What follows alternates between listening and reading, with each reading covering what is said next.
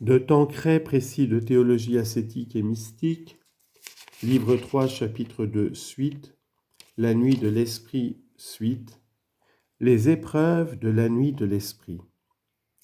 Pour purifier et réformer l'âme, Dieu laisse l'entendement dans les ténèbres, la volonté dans l'aridité, la mémoire sans souvenir et les affections perdues dans la douleur et dans l'angoisse. C'est par la lumière de la contemplation infuse, dit saint Jean de la Croix, que Dieu produit cette purification, lumière vive en elle-même, mais obscure et douloureuse pour l'âme, à cause de ses ignorances et de son impureté. Premièrement, souffrance de l'intelligence. La lumière de la contemplation étant vive et pure, offusque les yeux de notre intelligence trop faible et trop impure pour la supporter.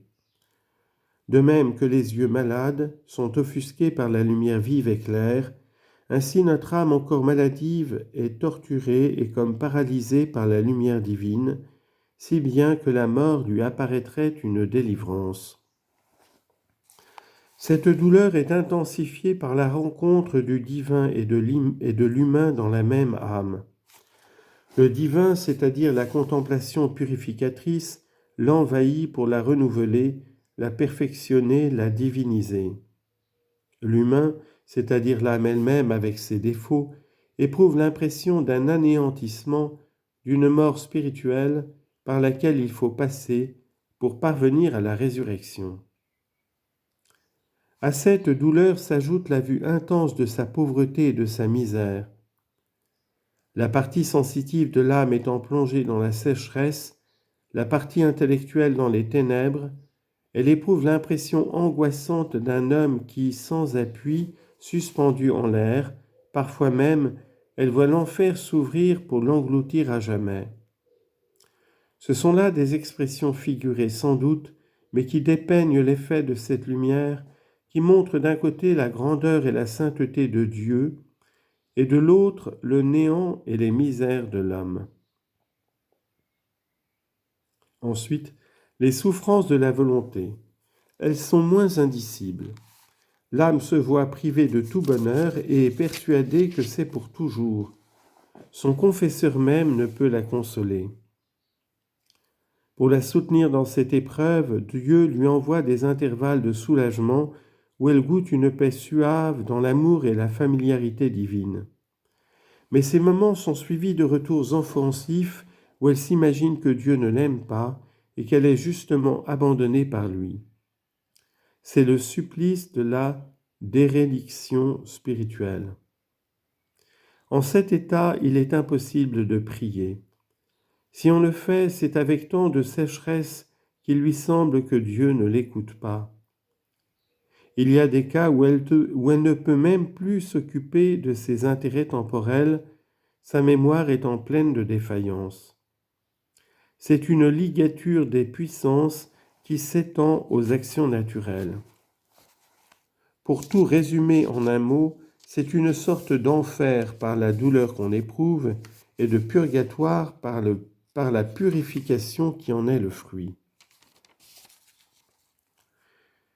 Heureux effet de la purification de l'esprit. Ces effets sont ainsi résumés par saint Jean de la Croix dans La Nuit obscure. Citation. Si elle obscurcit l'esprit, c'est pour lui communiquer des lumières sur toute chose.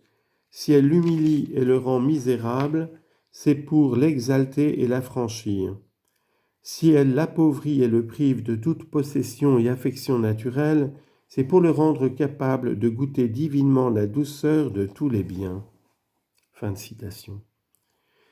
Pour expliquer ces effets, le saint emploie la comparaison d'un morceau de bois humide jeté dans un brasier que nous avions déjà expliqué. Il les ramène ensuite à 4 points principaux. D'abord, un amour ardent pour Dieu. Dès le début de cette nuit, elle l'avait dans la partie supérieure de l'âme, mais sans en avoir conscience, le moment vient où Dieu lui en donne conscience, et alors elle est prête à tout oser, à tout faire pour lui plaire. Ensuite, une lumière très vive. Cette lumière ne lui montrait tout d'abord que ses misères et était douloureuse. Mais lorsque les imperfections ont été éliminées par la componction, elle montre les richesses que l'âme va conquérir et devient ainsi très consolante. Ensuite encore, un grand sentiment de sécurité. Car cette lumière la préserve de l'orgueil, le grand obstacle au salut. Elle lui montre que c'est Dieu lui-même qui la conduit et que la souffrance qu'il envoie est plus profitable que la jouissance. Enfin, elle met dans la volonté la résolution ferme de ne rien faire qui puisse l'offenser, de ne rien négliger de ce qui contribue à sa gloire. Enfin, une force merveilleuse pour gravir les 10 échelons de l'amour divin que décrit saint Jean de la Croix, avec complaisance et qu'il faut méditer avec soin pour avoir une idée des ascensions merveilleuses qui mènent à l'union transformante.